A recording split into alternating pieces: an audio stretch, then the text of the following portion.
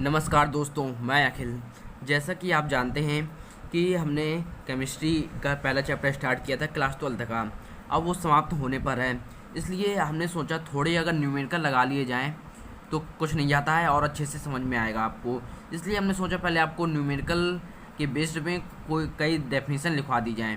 यानी कि न्यूमेरिकल के लिए जो बहुत इंपॉर्टेंट टॉपिक है इकाई कोश का घनत्व, यानी कि घनत्व संबंधित इस चैप्टर में बहुत से क्वेश्चन एग्जाम में पूछे जाते हैं।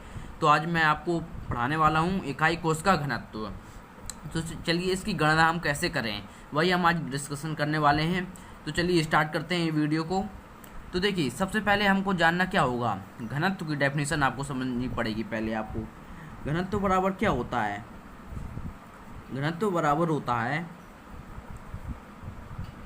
द्रव्यमान बटे आयतन। ठीक है, इतना दोस्तों आप समझते होंगे। इसको घनत्व को प्रेजेंट करते हैं डेंसिटी डी से, और इसको प्रदर्शित करते हैं डब्ल्यू से। द्रव्यमान को एम से ही प्रदर्शित कर सकते हैं और डब्ल्यू से ही प्रदर्शित कर सकते हैं। ठीक है, द्रव्यमान का मतलब भारी होता है तो वेट बराबर भार होता है, डब्ल्यू हमने लिख दिया। आयतन वॉल्यूम, इसको हम वी से प्रदर्शित करते हैं। ठीक है, अब देखिए, अब हमको अगर यूनिट सेल घनत्व हमको अब पता करना है तो पहले हम क्या लिखेंगे, यूनिट सेल घनत्व। ठीक है, अब यहाँ से स्टार्ट हो रहा है। यूनिट सेल डेंसिटी क्या होगी, जब यूनिट सेल डेंसिटी की बात हो रही है, ठीक है, तो ये यूनिट सेल का द्रव्यमान भी होगा। जब यूनिट सेल डेंसिटी की बात हो रही है तो यूनिट सेल ये द्रव्यमान भी होगा, यानी कि यूनिट सेल घनत्व बराबर यूनिट सेल का द्रव्यमान। सेल दोस्तों, काफ़ी लोगों को दिक्कत होती है यूनिट सेल होता क्या है। यूनिट सेल का मतलब क्रिस्टल घनत्व भी हो सकता है, एक कोष्ठिका भी हो सकती है। तो इसे संबंधित क्वेश्चन पूछे जाते हैं। तो यूनिट सेल के अंदर कुछ भी आ सकता है ना, इसलिए हमने यूनिट सेल ही लिख रहे हैं। और यूनिट सेल का आयतन,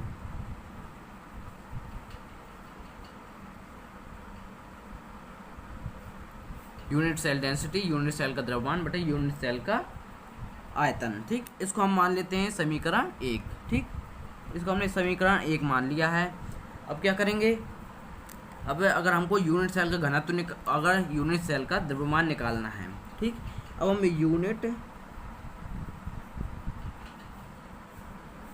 यूनिट सेल का द्रव्यमान, दोस्तों आपने जो क्लास 11th में पढ़ा है, ठीक है,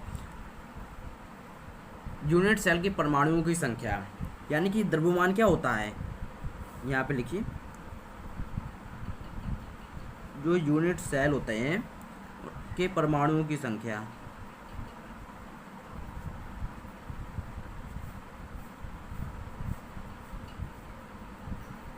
यूनिट सेल के परमाणुओं की संख्या गुणे, इसको परमाणुओं की संख्या को हम जेड से प्रदर्शित करते हैं। ठीक है, गुणे एक परमाणु का द्रव्यमान, एक परमाणु का द्रव्यमान।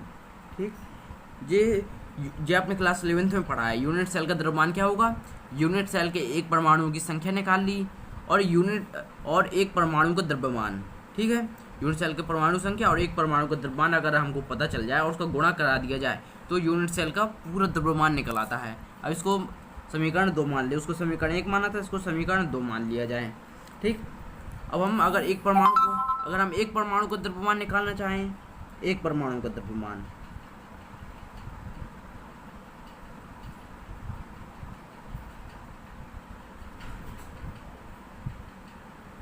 अगर एक परमाणु का द्रव्यमान निकालना चाहते हैं, ठीक, अगर एक परमाणु का द्रव्यमान निकालना है तो इसके लिए हमको क्या, परमाणु भार पता होना चाहिए। ठीक, परमाणु भार को किससे प्रदर्शित करते हैं, एम से। ठीक है दोस्तों, एम से।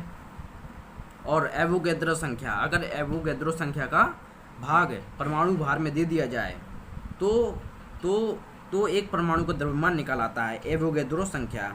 ठीक, इसको एन से प्रदर्शित करते हैं। ठीक, ये एन का मतलब होता है एवोगैड्रो संख्या।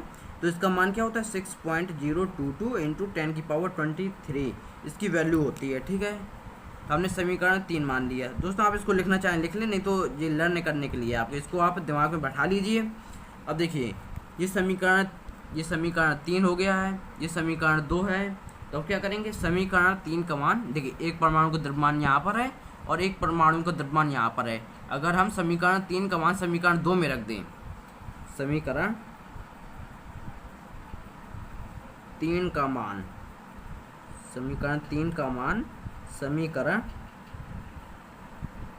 2 में रखने पर तो रख दीजिए, तो यूनिट सेल का द्रव्यमान कितना हो जाएगा दोस्तों। तो दोस्तों यूनिट सेल का द्रव्यमान क्या होगा, हमने यहाँ पे लिखा यूनिट सेल का द्रव्यमान, और यूनिट सेल क्या है, यूनिट सेल के परमाणुओं की संख्या। ठीक है, तो यूनिट सेल के परमाणुओं की संख्या Z है ना, तो हमने अब गुणा लगा दिया। अब क्या कह रहा है, एक परमाणु का द्रव्यमान। ठीक है, तो एक परमाणु का द्रव्यमान क्या दिया है, परमाणु भार m।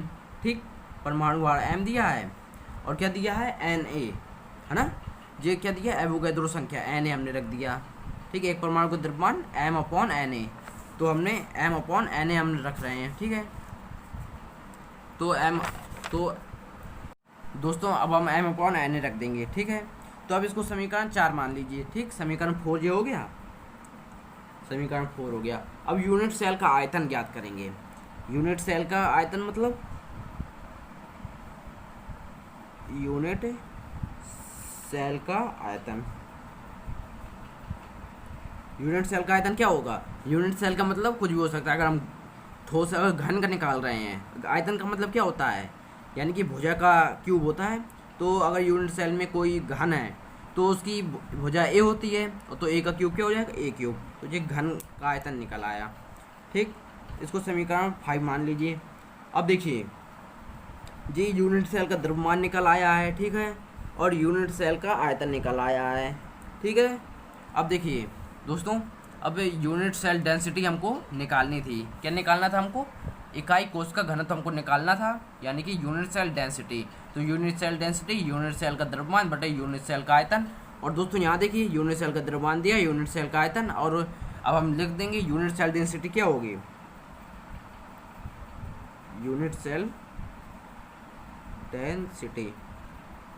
डेंसिटी क्या होगी, यूनिट सेल का द्रव्यमान, यानी यूनिट सेल का द्रव्यमान क्या है, Z गुणे m/Na अपॉन में क्या है, क्या आएगा।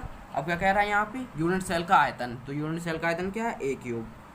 तो ठीक, तो अब क्या आ जाएगा, Z गुणे m/a क्यूब गुणे Na। और दोस्तों आपको Na की वैल्यू पता है 6.022 × 10⁻23 होती है। दोस्तों ये निकल आया यूनिट सेल डेंसिटी। तो देखिए दोस्तों कितनी आसान तरीके से हमने यूनिट सेल डेंसिटी निकाली है। दोस्तों आपको यूट्यूब के किसी वीडियो में ऐसी जैसा मैंने पढ़ाया है आसान तरीके से कोई नहीं बता पाएगा। ठीक है दोस्तों, तो उम्मीद करता हूँ आपको वीडियो पसंद आएगा। अगर वीडियो पसंद आया हो तो चैनल को सब्सक्राइब कर लीजिए। अगर आप किसी भी टॉपिक को वीडियो चाहते हैं तो कमेंट में बताइए, मैं पूरी कोशिश करूँगा वीडियो बनाने की। तो thank you so much for watching my video.